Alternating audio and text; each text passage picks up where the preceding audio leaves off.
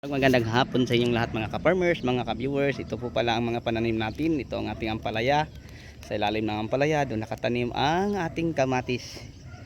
At ito naman po ang ating ampalaya, talong sa gilid ng taniman ng ampalaya. So dito sa aking likuran, din nakatanim ang ating sitaw. Ayan po mga ka-farmers, ang may update ko sa inyo ngayong hapon kasi tuwang-tuwa ako dahil inuulan na po ang mga pananim natin. Yan na po ang ating talong na 2 bisis na iraton. Magandang tingnan kasi nagkaroon na uli ng munang bunga na pwede na nating harvest siguro sa susunod na linggo. At saka sa gilid doon nakatanim ang ating upo. So marami tayong mga pananim doon banda sa likuran kasi malawak pa doon papunta doon.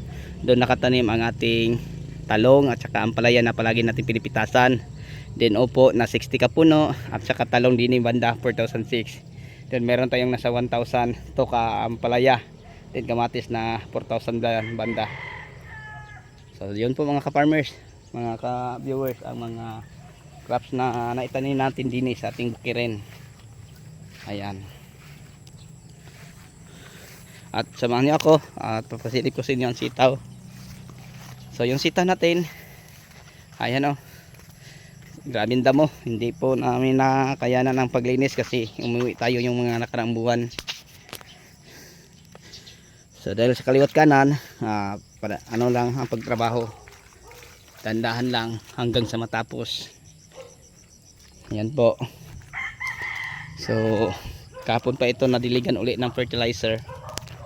So marami na pa rin tayong mga maliliit na bunga makikita, yung mga nakatiliwayway mga bunga yan.